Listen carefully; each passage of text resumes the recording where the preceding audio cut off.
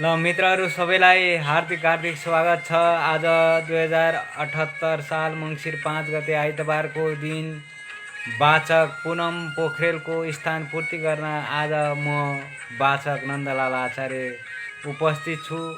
हजुरहरू सबैलाई हार्दिक हार्दिक स्वागत गर्दछु। मित्रहरू आइरहनु भएको छ। म अलिकति समयभन्दा अगाडि पनि छु र म सुरुवात गरिहाल्दिनँ किनभने मित्रहरू आइरहनु भएको छ।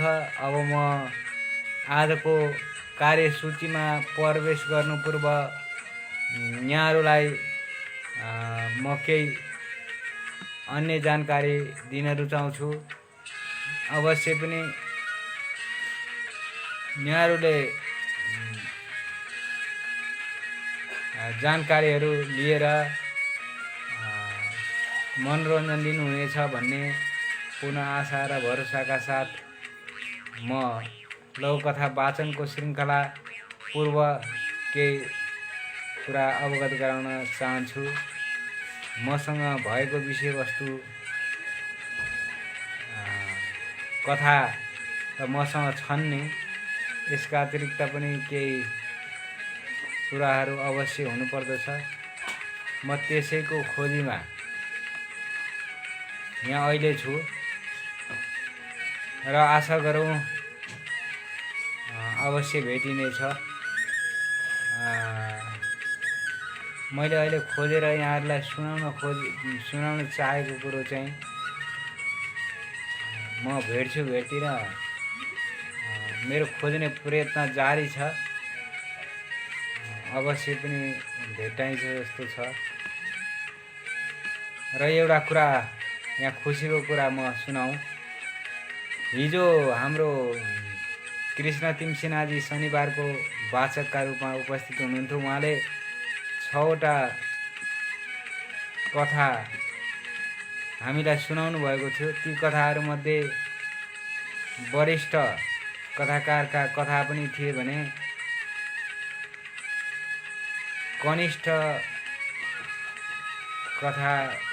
व्यक्तिका कथा पनि थिए। ती सबैका कथाहरूलाई एकमुष्ट रूपमा उहाँले वाचन गर्नुभएको थियो। भर्खरै बामे सर्दै गरेकाहरू पनि कथा लिएर उभिएका आएका थिए भने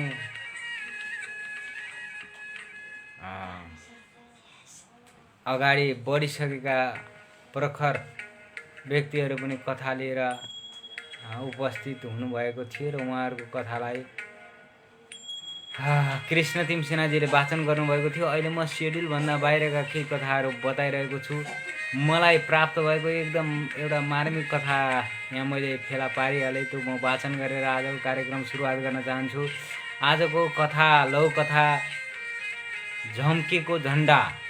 झम्केको झन्डा यो शीर्षकको कथा म वाचन गर्न गइरहेको छु। यो कथाकार, यसका कथाकार चाहिँ म लास्टमा बताउने छु। मलाई आशा छ, भरोसा छ, विश्वास छ अवश्य पनि यहाँहरूलाई आनन्द आउनेछ। यो कथाले एकदम एक किसिमको अपूर्व क्षणको अवसर चाहिँ यो कथाले दिलाउनेछ। मलाई लाग्छ यो कथाले मान्छेको मन र मुटु हृदयलाई छुने काम गरेको छ। यो कथा यसरी अगाडि बढ्दछ। 100 भन्दा बढी मान्छे सिस्ने घाटमा थुप्रिए। झम्केको लास जलाउनु पर्छ, ढिला भइसक्यो, फिस्टेले बोल्यो। गाउँले 4 भाइ छोरा र 2 बहिनी छोरीले फिस्टेको कुरा सुने। उता लास चितामा चढ्न तयार थियो। चिता पहिले नै तयार भइसकेको थियो। आफन्त पनि रुने कराउने कामबाट विश्राम लिइसकेका थिए, किनभने उनीहरू थाकिसकेका थिए। अन्त्येष्टिका लागि आवश्यक सामग्री तयार थिए। आज यो झम्केको लासलाई झन्डा उडाउनु पर्छ। झम्केको श्रम, सिप र पसिनाको कदर गर्नुपर्छ। डाँडालीले बोल्यो। कस्तो झन्डा? डल्लेले प्रश्न तेर्स्यायो। सबै चुपचाप रहे, कोही केही बोलेनन्, कसैले पनि विषयवस्तु बुझेनन्। डाँडालीतर्फ लम्किँदै सान्दाले सोधे, झम्के कुन दलको मान्छे हो? कसले झन्डा उडाउने? कसले सम्मान गर्ने? झम्केको साइलो छोरो पनि आश्चर्य मान्दै बोल्यो, हामी जस्ता गरिब मर्दा पनि झन्डा उडाइन्छ र? फेरि हाम्रा बाउ कुनै दलका सदस्य पनि भएनन्। उपस्थित सबै छक्क परे, साइलाको कुरा सुनिरहे। डाँडालीले कड्किँदै भन्यो, अब कोही मर्दा दलको झन्डा उडाउने होइन, श्रम, सिप र पसिनाको झन्डा उडाउने हो, फरफराउने हो। लम्केले बुट्टा कुदेको काठको थाम ल्याएको छु मैले।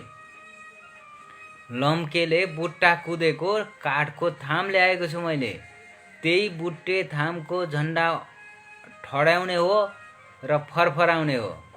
सबै सहमत भए। चिता भन्दा 10 हात पर 7 हाते बुट्टे काठको थाम ठड्याए, थामको झन्डा फरफराए, चिता माथि लास चढाए, मौन धारण गरे। झम्केको गाथा एकै स्वरमा गाए, लास जलाए, धन्य डाँडाली सम्पन्न। यसरी हामीले कथा अन्त्य गऱ्यौँ। यो झम्केको झन्डा, यो कथा बालकृष्ण काफ्लेले लेख्नु भएको थियो।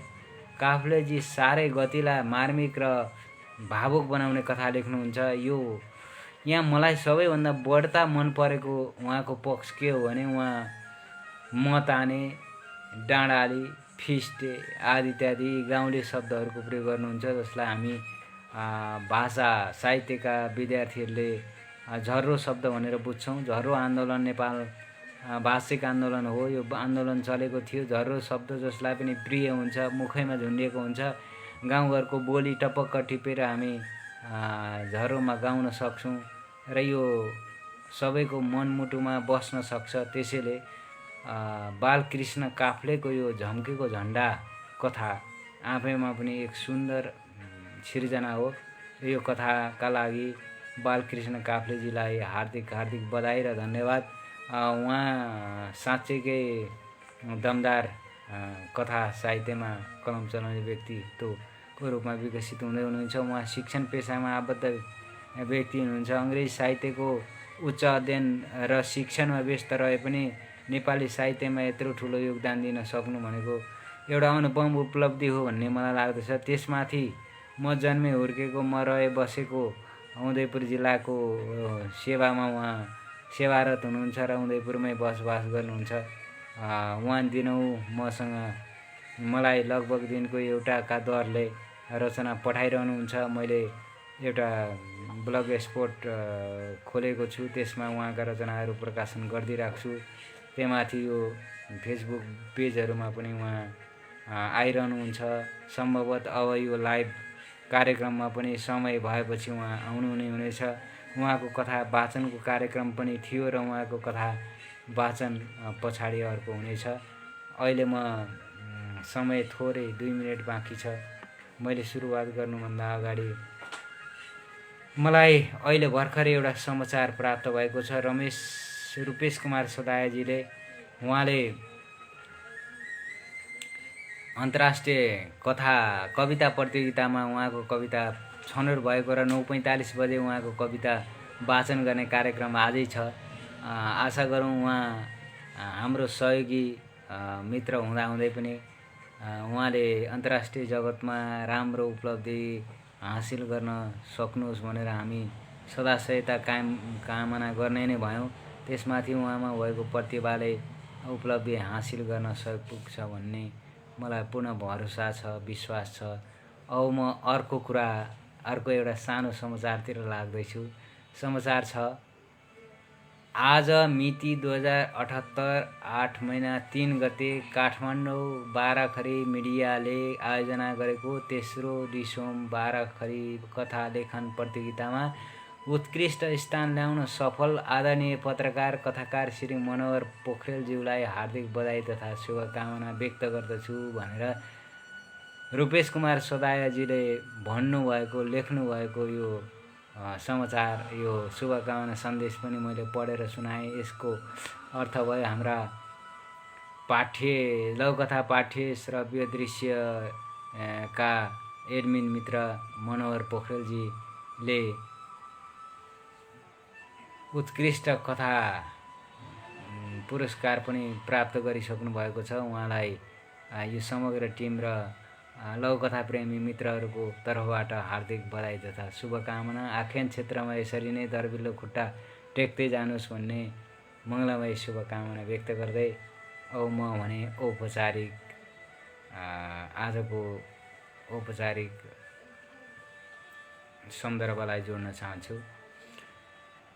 हिजो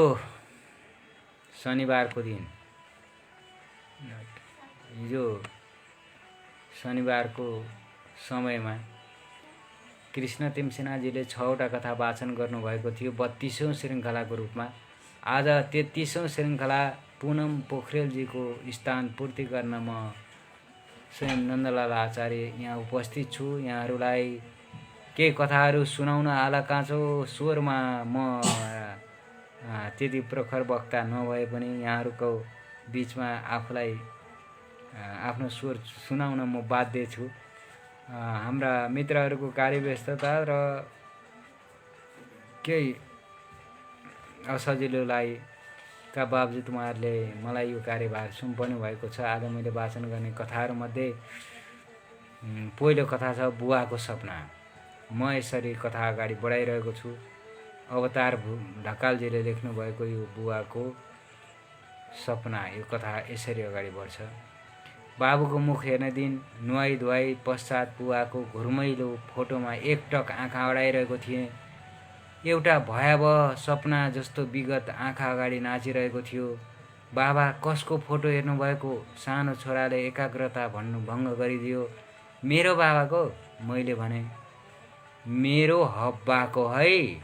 उसले भन्यो। हो नि, मैले जवाब दिएँ। भोलि पर्सीको डाक्टरको हब्बा है? उसले भन्यो र पेय प्रवाह बाहिर निस्क्यो।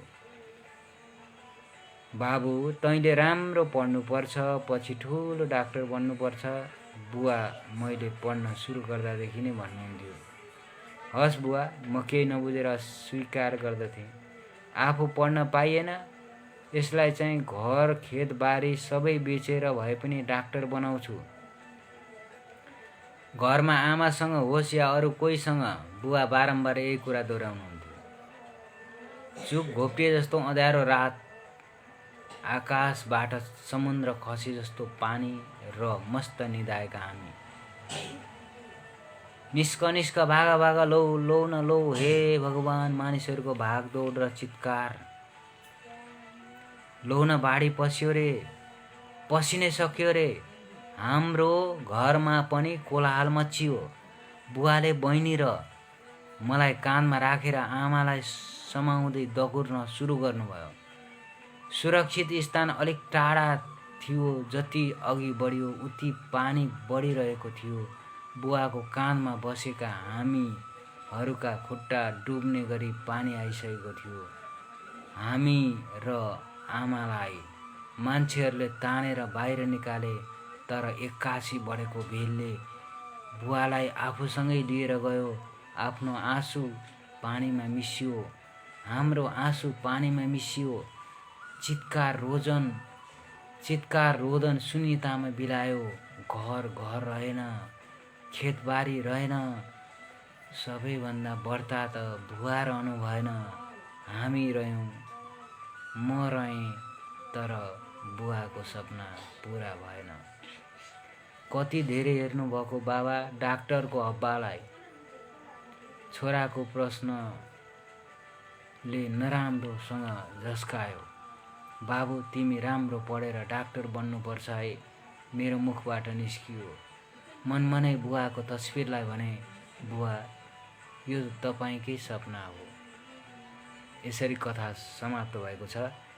मनमनै बुवाको तस्बिरलाई भने, बुवा, यो तपाईँकै सपना हो। अरुण 5 भोजपुरबाट लेख्नु भएको छ। अवतार ढकालले हाल खैरहनी चितवनमा उहाँ शिक्षणरत हुनुहुन्छ। भर्खरै हाम्रो एडमिन मित्र मनोहर पोखरेलजी उपस्थित भइसक्नु भएको छ।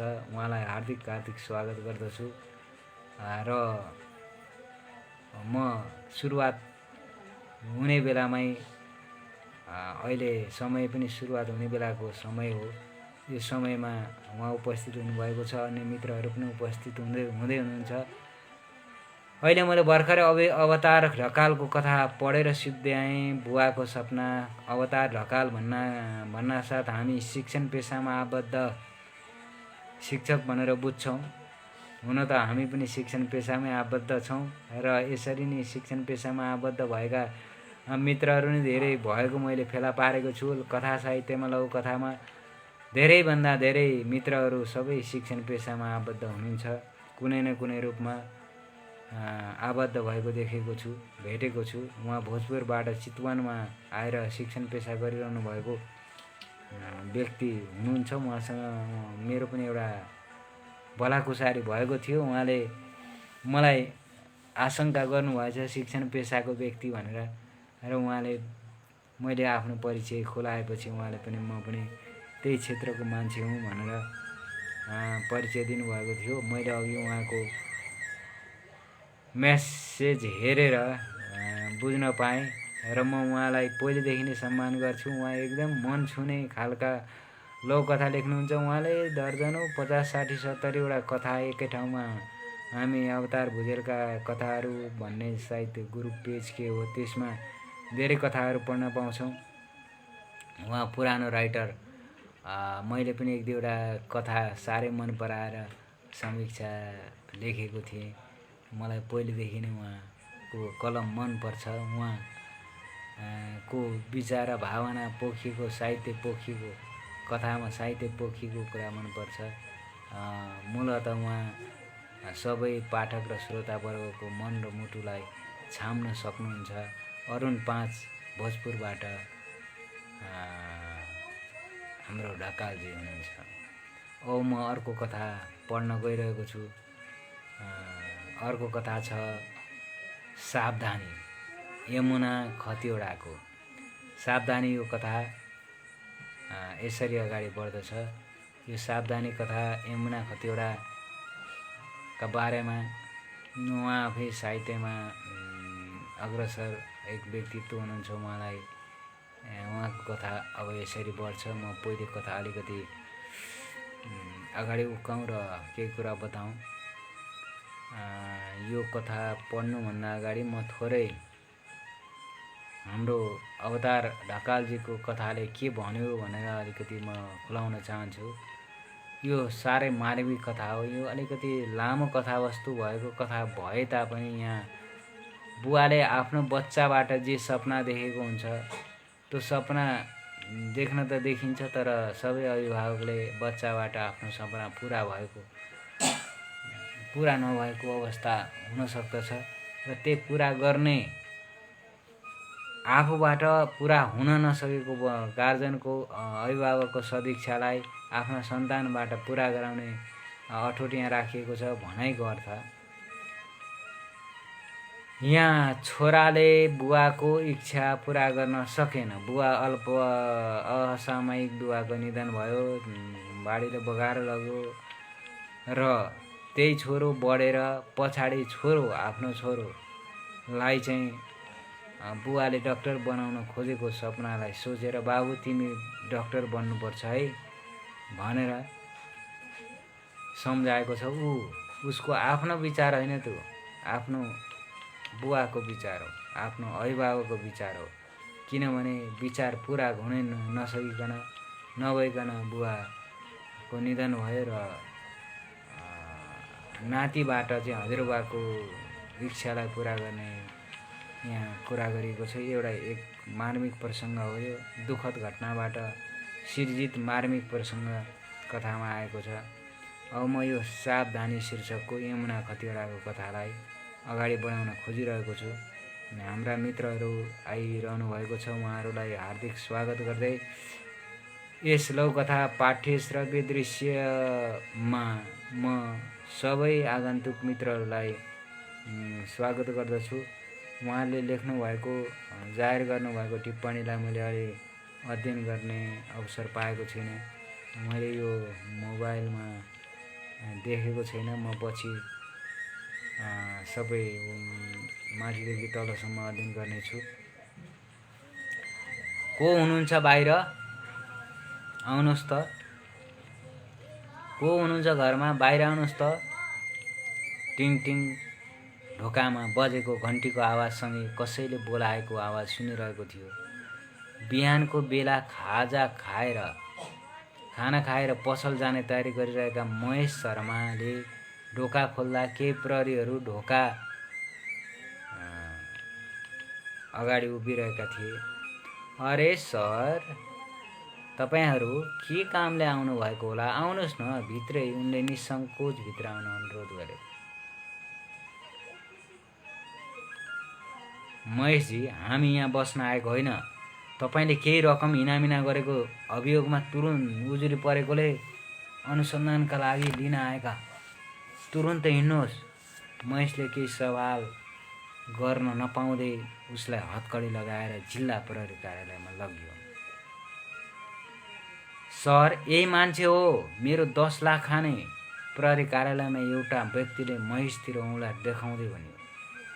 उसलाई देख्ने बित्तिकै महेशलाई 1 हप्ता अगाडिको घटना याद आयो। दाइ, यो ब्याग तपाईँहरूको पसलमा एकछिन राखिदिनुहोस् न, केही समयपछि आएर लान्छु प्लिज। 1 हप्ता पहिले त्यही मान्छेले भनेको थियो। खासै वास्ता नगरी उसले त्यो ब्याग राखिदिएको थियो।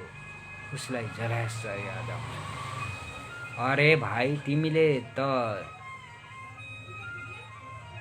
मलाई एकछिन ब्याग राख्न दिएका थियौ। त्यो ब्याग जस्ताको त्यस्तै सुरक्षित राखिदिएको छु, फेरि भन्छौ पैसा खायो रे।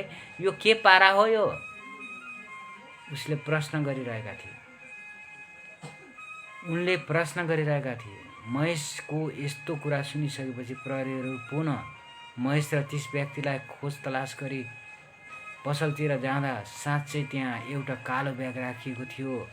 प्रहरीहरूले त्यो ब्याग खोलेर हेर्दा थुप्रै लागु पदार्थ, केही हात हतियार समेत थियो। सबैले त्यस व्यक्तिको अनुहारतर्फ हेर्दा कालो अनुहार पारेर छटपटिरहेको भाव देखिरहेको थियो। यसरी कथा अन्त भएको छ। हामीले अन्तिमको यो लाइनलाई फेरि दोहोऱ्याउने गरेका छौँ। सबैले त्यस व्यक्तिको अनुहारतर्फ हेर्दा कालो अनुहार पारेर छटपटिरहेको भाव देखिरहेको थियो। यसबाट कथाको समापनलाई हामीले आफै बुझ्नुपर्ने अवस्थाको सिर्जना यहाँ कथाकारले गर्नुभएको छ। यहाँ छटपटिरहेको व्यक्ति जसले आरोप पनि लगाएको छ महेशजीलाई, मेरो यति पैसा ऊ आदि इत्यादि हिनामिना गरेको, र प्रहरी पक्रिन आएका छन् र उल्टै त्यो ब्यागमा चाहिँ अनेक लागु पदार्थ औषधहरू प्राप्त भएको छ जो अवैधानिक छ। र त्यो व्यक्ति जसको हो र जसले राख्न दिएको थियो ऊ आफैले राख्न दिएको सामान देख्न साथ कालो निलो भएको छ। यसबाट स्पष्ट हामी अड्कलबाजी गर्न सक्छौँ। त्यो अवैध सामान त्यही व्यक्तिको हो जसले उजुरी गर्यो। र यसरी हामी अर्को एकजना मित्र आइसक्नु भएको छ। उहाँलाई मैले स्वागत भने, नाम म देखिरहेको छैन। यो मार्कालाई, यो प्राविधिक मार्कालाई यहाँहरूले बुझ्नुहुनेछ। आज हाम्रो हिन्दीको कथा पनि छ। हिन्दीको कथा पढ्नलाई मलाई साह्रै अप्ठ्यारो छ, तापनि म बिस्तारै वाचन गर्ने सङ्कल्प गर्दछु। यो हिन्दीको कथा छ, लघुकथा वनदेवी। यसको हिन्दी अनुवादक ध्यानबोधजीले गर्नुभएको हो। ध्यानबोधजी एक प्रखर उहाँले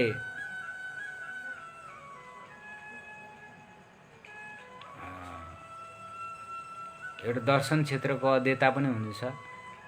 उहाँले जीवन र जगतका धेरै पक्षहरूलाई निहाल्नु भएको छ, केलाउनु भएको छ। ध्यान योग प्राणायाममा पनि उहाँ सिद्धहस्त हुनुहुन्छ भने दार्शनिक क्षेत्रको प्रवचन गर्नमा, प्रवचन सुन्नमा, देखाउन भने उहाँ अगाडि हुनुहुन्छ।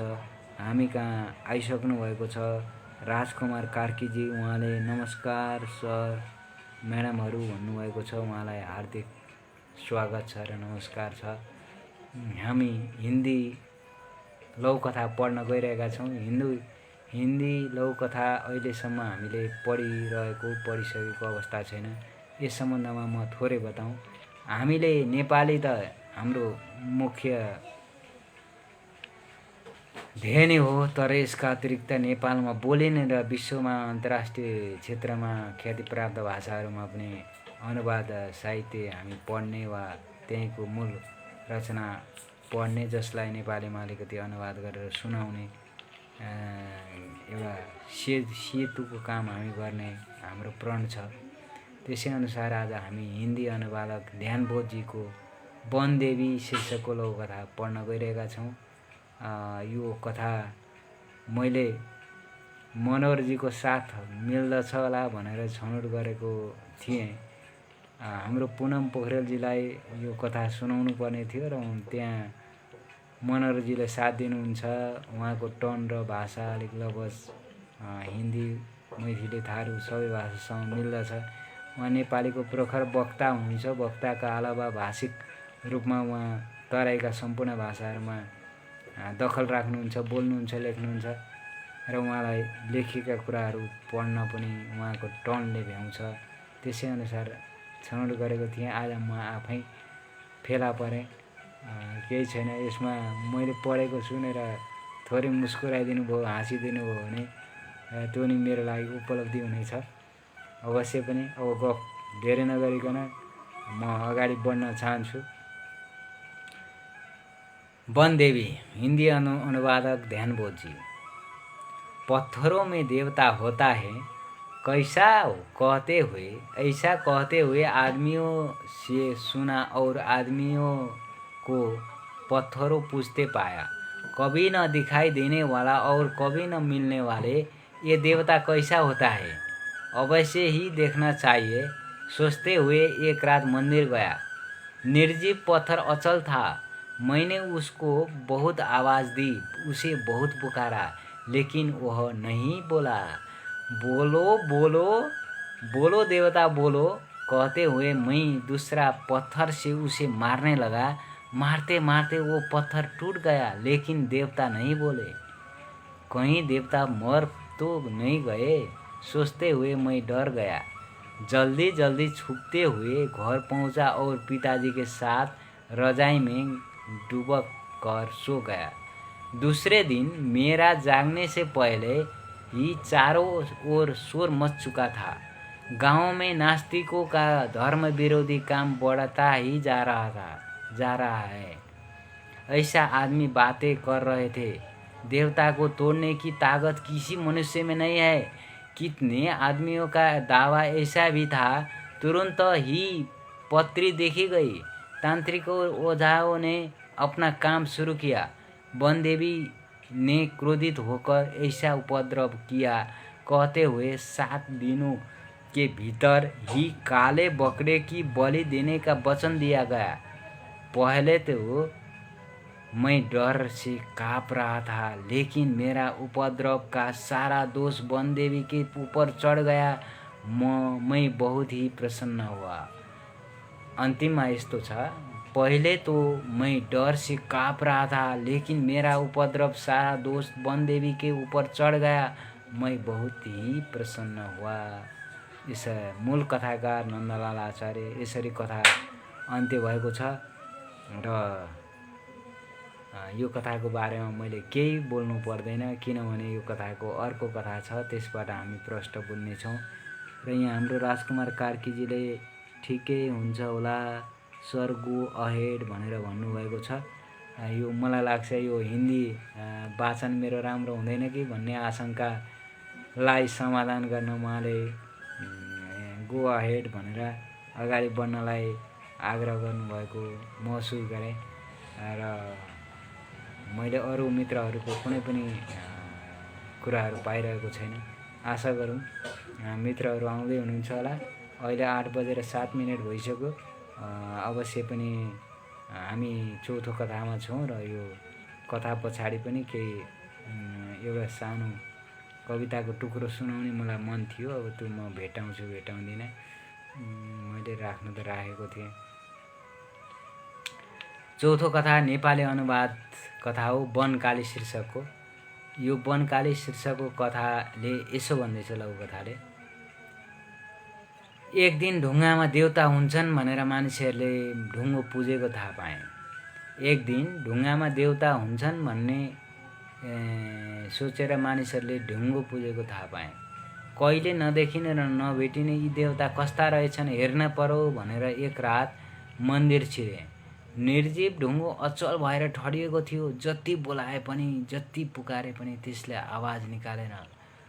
बोल बोल बोल बोल देवता बोल भन्दै अर्को ढुङ्गाले हान्न थाले। हान्दा हान्दै ढुङ्गो फुट्यो, तर देवता बोल्दै बोलेनन्। ला, देवता त मरेछन् भनेर म आत्तिएँ। हत्तपत्त लुक्दै घर पुगेँ र बुवाको सिरकमा गुटमुटिएँ। भोलिपल्ट म बिजुनपुर भने गाउँ चारैतिर हल्लाखल्ला मचिसकेको थियो। गाउँमा नास्तिकहरूले धर्म विरोधी कार्य बढ्दै गएको कुरा चल्दै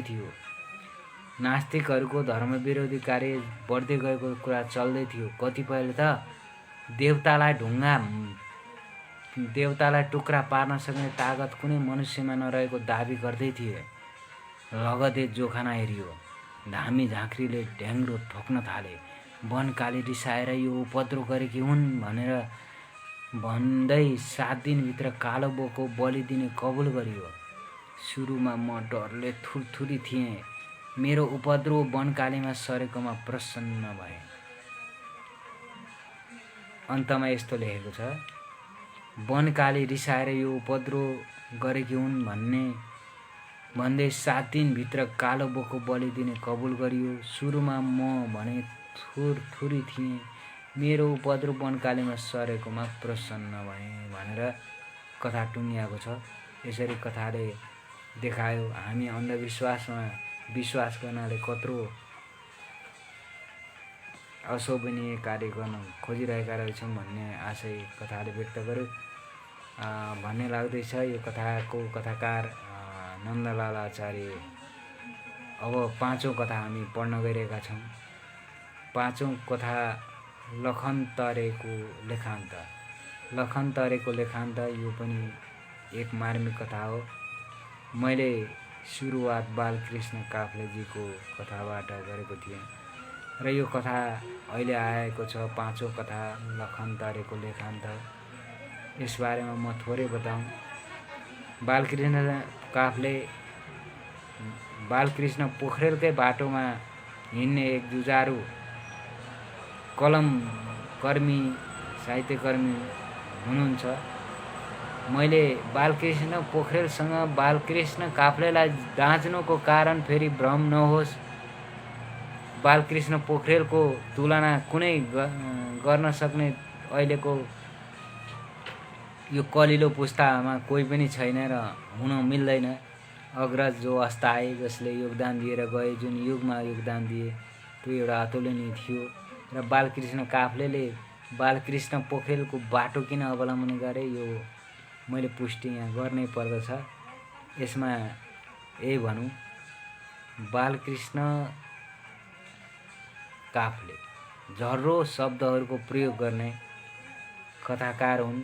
अब झर्रो शब्दको प्रयोग गर्ने कथाकार भन्नासाथ हामीले बालकृष्ण पोखरेलसँग साइनो गाँसेको ठम्ब्याउनु पर्दछ। झर्रोवादी आन्दोलनका एक सूत्रधार बालकृष्ण पोखरेल हुन् र तिनकै बाटो यिनले म अपनाउँदैछु बालकृष्ण पोखरेलकै बाटो भनेर लागेका त होइनन्, तर यिनी गाउँघरका मान्छे हुन्। बालकृष्ण काफ्ले गाउँघरबाट हुर्केर सहर पस्नु भएको व्यक्ति भएको कारणले गाउँघरका धेरै शब्दहरू र उहाँको अनुभव खारीको अनुभवले देखेका भएका बुझेका कुराहरू अनगिन्ती छन्। तिनै कुराहरूलाई झर्रो शब्द मिसाएर बडो मिठास पाराले मान्छेको मनमा बस्ने हिसाबले उहाँले लेख्नु भएको छ। यो सम्भवतः सहरवासीहरूका लागि अलिकति नौलो नितान्त नौलो हुनसक्दछ। म पनि गाउँको मान्छे हुँदाहुँदै पनि सहरमै धेरै बसियो र त्यस हिसाबले म त्यति गाउँघरतिर परिचित छैन। यो हिसाबले पनि बालकृष्ण काफ्लेजीको कथा मलाई मोहनी नै लगाइदिन्छ। मैले त्यसैले सुरुवात पनि उहाँकै कथाबाट गरेको थिएँ र म धेरै गफ नगरिकन पछाडि गफ गरौँला। अहिले कथा सुरुवात गर्न म गइरहेको छु। लखनतरेको लेखान्त बालकृष्ण काफ्ले उदयपुरबाट। यो कथा यसरी सुरु हुन्छ। डल्ली र मतानेबाट लगातार बिहे गरेको 14 वर्षको अवधिमा 9 भाइ छोरा जन्मिए। डल्ली र मतानेबाट लगातार बिहे गरेको 14 वर्षको अवधिमा 9 भाइ छोरा जन्मे। डल्ली भने दुब्लाएर सियो धागो भइसकेकी थिइन्। घर बाहिरको काम गर्न सक्ने अवस्था थिएन डल्लीको। मतानेले एक्लै मुखियाको ठुलो किता खनजोत गर्थ्यो। मरासिनी बाजेको पाखो बारी पनि उसकै पसिनाले रमाउँथ्यो। देवी थाने बाको खरपाखो मतानेलाई नै पर्खन्थ्यो। डाँडाली आमैको दाउरे कटेरोमा मतानेले नै दाउराको माछ बनाउँथ्यो।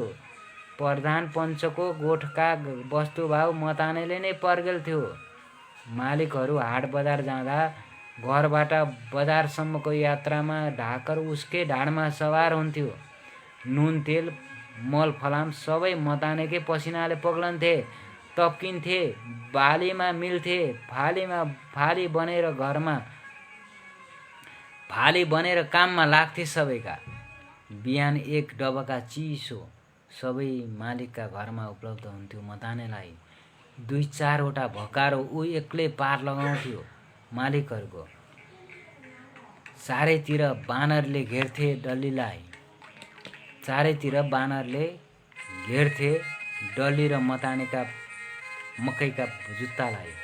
डल्ली ढुङ्गाले हान्थी, मताने घुइँत्रो हान्थ्यो। बानर लखेड्थे। वरिपरि जङ्गल मालिकहरूको गाउँ अलि माथि डल्ली र मताने ऊ बोल्दा बोल्दै हाँस्थे। बिहान उकालो अनि साँझमा ओह्रालो ओहोर-दोहोर गर्थे। वस्तुभाव थिएनन् उस बेला। भर्खरै बिहे गरेथे। दुवैलाई चिन्ता थिएन। सम्झना आउन साथ श्रृङ्गार रसमा सिँगारिन्थे डल्ली र मताने। 1 वर्ष नबित्दै बाउ-आमा बने डल्ली र मताने। वर्षेनी बाउ-आमा बन्दै गए। पारेपट्टि च्यान पनि खन्दै गए, सन्तान थन्क्याउँदै गए। 13 वर्षमा 8वटा खाडल भरे, पीडा बोध गरे तर हरेस खाएनन्। जन्माउन छाडेनन्, बिहे भएको 14 वर्षमा 9औं छोरा जन्माए, नाम जुराएनन्, सिधै लखनतरे नाम राखे। डल्ली मालिकहरूका गाउँघरतिर उक्लिन नसक्ने भई झन्डै 6 महिना थली ओछ्यान परी मतानेले डल्लीलाई जाउलो अनि लखनतरेलाई दुध कहिले टुटाएन। डल्लीलाई बचायो, उठायो, लखनतरेलाई लिटो निल्ने बनायो। त्यसपछि डल्ली घरको धन्दासम्म गर्ने भई। लखनतरेलाई दुवैले खुबै स्नेहले पाले, हुर्काए, बढाए, पढाए। लखनतरे 2 वर्ष लागेपछि डल्ली 2 जिउकी भई। 9 महिना पुग्न 2 महिना बाँकी हुँदै कान्छो जन्मियो। दुःख सुख कान्छोलाई पनि हुर्काए, बढाए, पढाए। लखनतरे एक दिन विद्यालयबाट घर फर्केन। बिहान परेपछि, साँझ परेपछि उसँगै 9 कक्षामा पढ्ने केटाकेटीलाई सोध्यो मतानेले। खन्तरे दिउँसोको भाषणबाट प्रभावित भएर यसै हुलमा जङ्गल पसेथ्यो। ब्रिगेड शब्दलाई ग्रेनेड नै होला भन्ने सुनेर ऊ हिँडेथ्यो। उसको बच्चैदेखिको सोख भनेकै ग्रेनेड अनि बम पड्काउने थियो। अर्कातिर 2 वर्षपछि कान्छो पनि 10 पढ्न थाल्न साथ शाही सेनाको जागिरे भएथ्यो। अमल डाँडामा दोहोरो झडप भयो। दुवैजना लखनतरे र कान्छो एकैसाथ अस्ताए। डल्ली र मतानेले भेउ पाएनन्।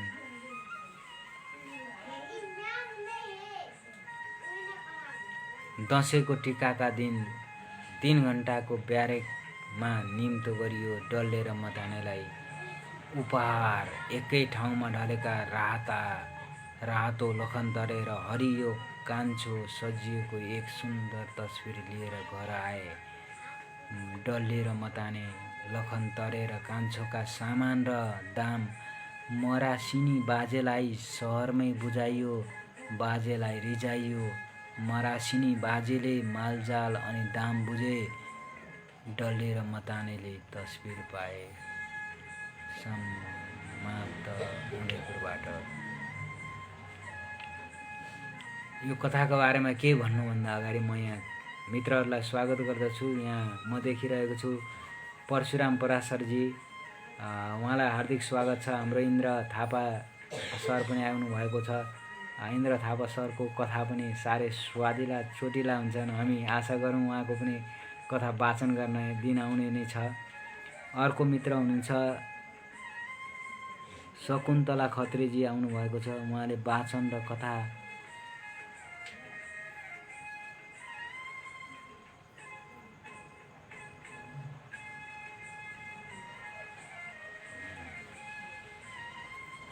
राम्रो बताउनु भएको छ। उहाँलाई हार्दिक स्वागत छ।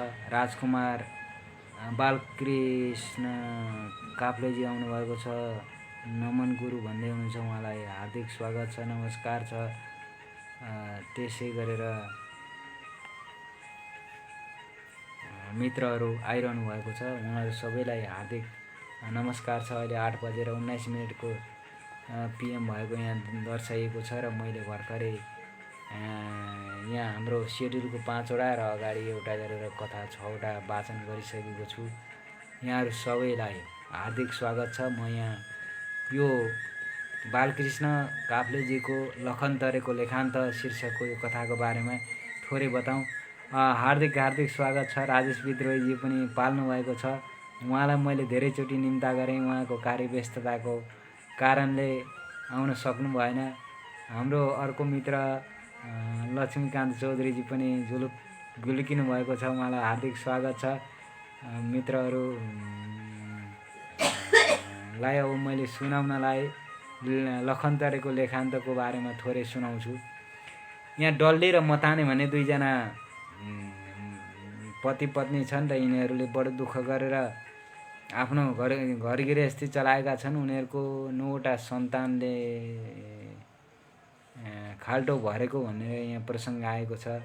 अब पाहाडतिर एउटा कुरो के हुन्छ भने स्वास्थ्यमा त्यति हेक्का राखिँदैन, सन्तान वर्षै नै थपिँदै जान्छ, आफ्नो कामदाम पनि छँदैछ, काम गर्दा गर्दै बिसाएको बेला बच्चा जन्माउने अवस्था छ। अहिले पनि लगभग केही सुधार भएको भए पनि केही धेरै मात्रामा त्यस्तै छ र यहाँ कथामा पनि त्यही कुरा आएको छ। मतानेर डल्ले अर्काको सेवा गर्दै गर्दै बसेका छन् र यहाँ लखनतरे र कान्छो चाहिँ एउटा माओवादीमा जान्छ।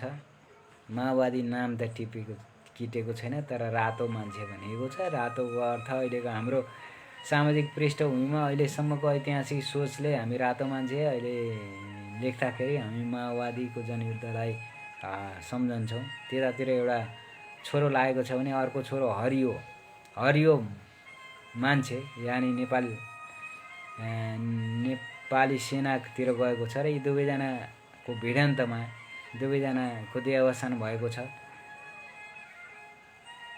ब्यारेकले दुवैलाई बोलायो, डल्ले र मतानेलाई। दुवैजना ब्यारेक गए।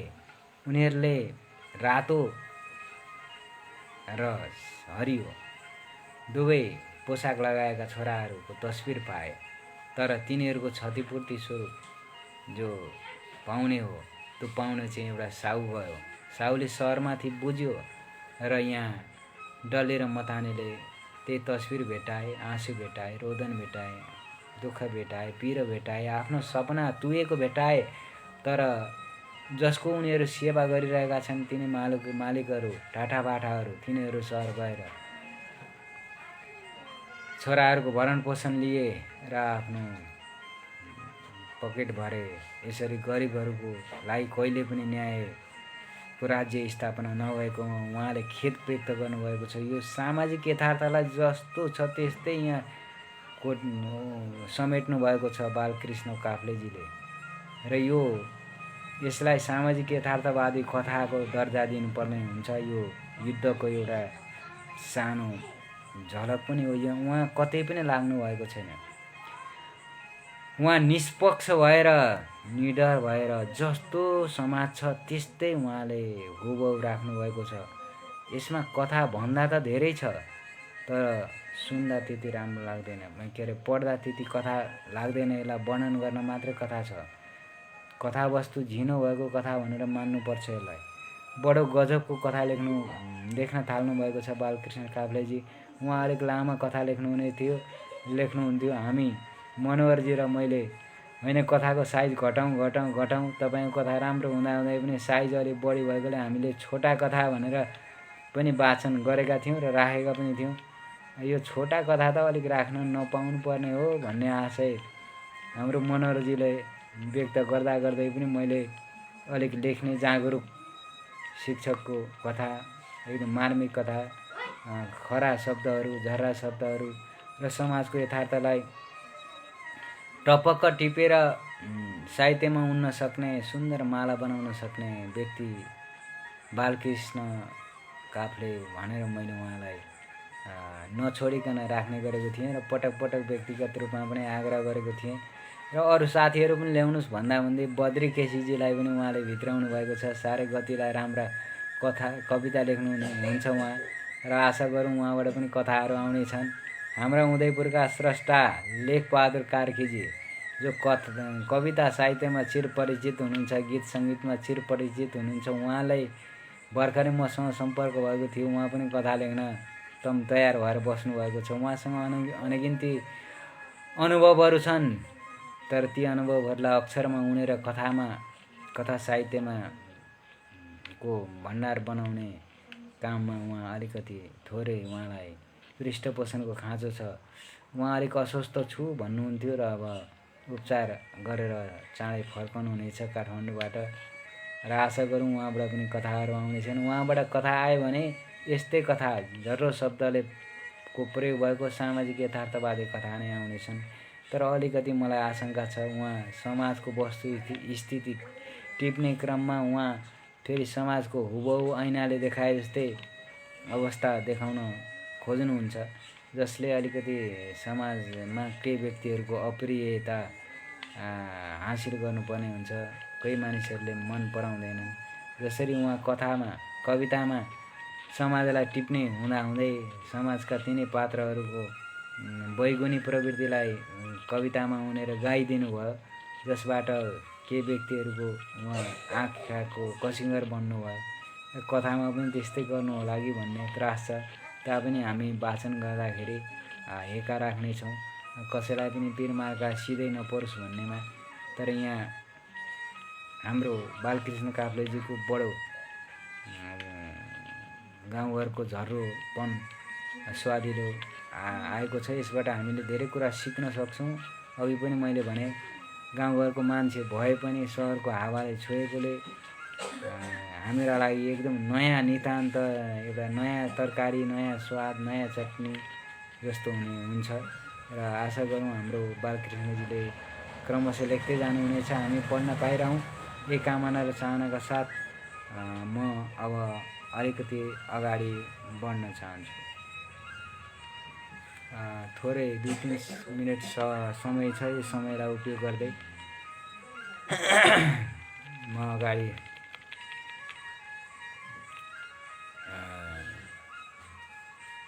एउटा कथाको बारेमा मैले बताउनु पर्ने थियो। त्यो कथा यो असावधानी भन्ने बारेमा, यमुना खतिवडाजीको। यसमा सावधानी हो, यो सावधानी। यसमा चाहिँ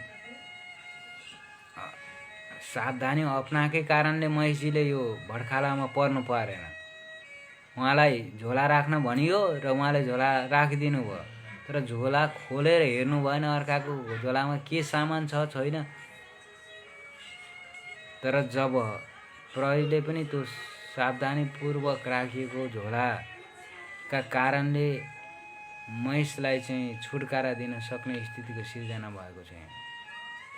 र हामीमा इमान्दारिता भयो भने इमान्दारिताले एक दिन न एक दिन विजय प्राप्त गर्न सक्छ, सच्चाइको जित हुन्छ भन्ने आशयलाई कथाले सम्बोधन गरेको छ। कथाको लागि यमुना खतिवडाजीलाई हार्दिक धन्यवाद। उहाँलाई मैले म्यासेज पनि पठाएको थिएँ, उहाँ उपस्थित हुनुभएको जस्तो लागेन र मलाई लाग्छ एकाउन्ट फरक पनि हुनसक्छ।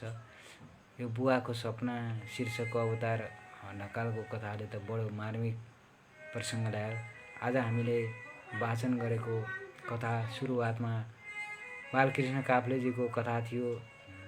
कथाको शीर्षक आज भर्खरै प्राप्त भएको कथा हो। त्यसलाई झन्डा केको लखनतारे केको झन्डा भन्ने शीर्षकको थियो। र यो अर्को हामीले यहाँ सिड्युल अनुसारको कथा चाहिँ बुवाको सपना अवतार ढकाल, सावधानी यमुना खतिवडा, वनदेवी हिन्दी अनुवादक ध्यानबोधजी, लौकथा वनकाली नन्दलाल आचार्य, अर्को कथा लखनतरेको लेखान्त बालकृष्ण काफ्ले। यसरी हामीले 5वटा कथा यहाँ र सुरुमा एउटा बालकृष्ण काफ्लेजीकै कथा पढेका थियौँ, जुन कथा चाहिँ हाम्रो बोनसमा आएको थियो भनेर बुझ्दा पनि हुन्छ। अब हामी मङ्गलबारका दिन हाम्रो नियमित वाचक त नभनौँ अहिले, उहाँ रूपेश कुमार सदायजी आउँदै हुनुहुन्छ। उहाँले अहिले 9:45 देखि उहाँको कविता वाचन छ। अन्तर्राष्ट्रिय कविता प्रतियोगितामा उहाँको कविता छनौट भएको छ। आशा गरौँ उहाँले केही स्थान ल्याउनुहुनेछ। यति भन्दै अब मेरो यो समय पनि भइसक्यो। अब म यहाँहरूबाट बिदा हुने तर्खरमा छु र म थोरै कुराहरू 1 मिनेटमा बताएर अगाडि बढ्दछु। हामी 4 जना स्थायी रूपमा हाम्रा वाचकहरू हुनुहुन्छ। आइतबारको पुनम पोखरेल, सोमबारको अमृता घिम्रे, बुधबारको श्यामप्रीत मण्डल, शनिबारको कृष्ण तिमसँग र हाम्रा केही दिनमा बाँकी छन्। ती दिनमा हामी मिलिमिलिकन वाचन गरिरहेका छौँ। हामीलाई अस्ति वाचन गरेर विद्यापति समारोह गुरु नानकका बारेमा वाचन गरेर यथेष्ट जानकारी दिएर देवेन्द्र मिश्रजी जानुभयो। अहिले भर्खरै एकजना मित्र राजकुमार कार्कीजीले पनि विद्यापतिजीको बारेमा अलिक विधिवत बताइदिनुहोस् न भनेर जिज्ञासा राख्दै हुनुहुन्थ्यो। त्यसको जिम्मा मैले हाम्रो देवेन्द्र मिश्रजीलाई सुम्पेको छु। विद्यापति मैथिली साहित्यका महाकवि हुन् भनेर हामीले बुझ्दा हुन्छ। अब नेपाली साहित्यका महाकवि लक्ष्मीप्रसाद देवकोटा, संस्कृत साहित्यका महाकवि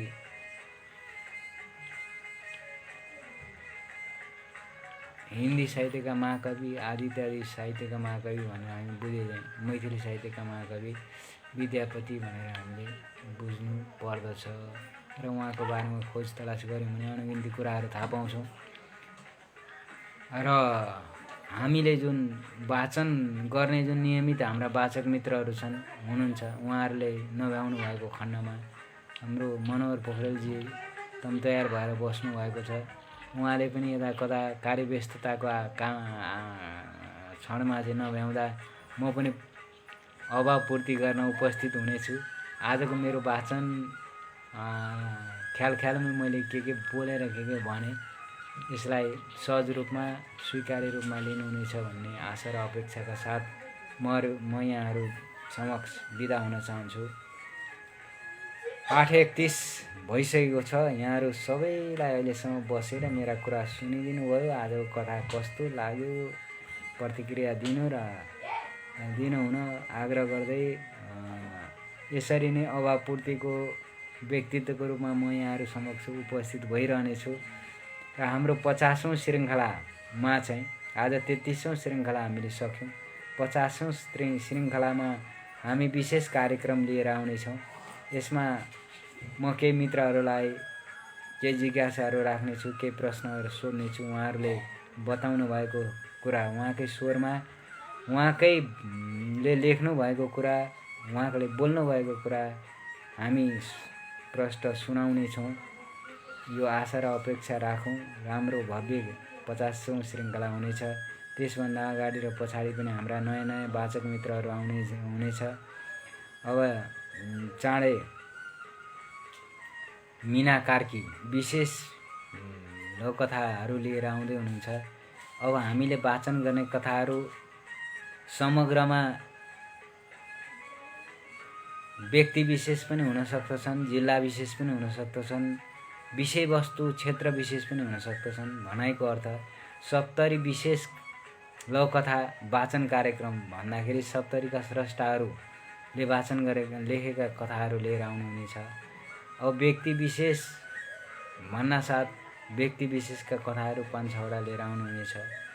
एवं रीतले क्षेत्र विशेष मधेस केन्द्रित कथाहरू भए, कोरोना केन्द्रित कथाहरू भए, आत्मकेन्द्रित कथाहरू भए आदि इत्यादि विषयवस्तु क्षेत्रभित्र राखेर मनोविज्ञान क्षेत्रका कुराहरू यी सबै मिलाएर चाहिँ आउनुहुनेछ।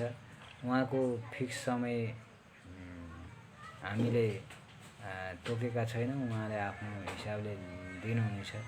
त्यस्तै केही मित्रहरूले जिज्ञासा राख्नु भएको छ। उहाँहरूलाई बढीभन्दा बढी कथा वाचन हाम्रो यो लघुकथा पाठ्यश्रव्य दृश्यमा होस् भन्ने हाम्रो इच्छा र आकाङ्क्षालाई सबै मित्रहरूले सम्बोधन गर्दै जानुहुनेछ भन्ने अर्को अपेक्षा राख्दै अब भने म यहाँहरूबाट बिदा हुन चाहन्छु। सबैको जय होस्। शुभरात्रि, गुड नाइट, धन्यवाद, नमस्कार।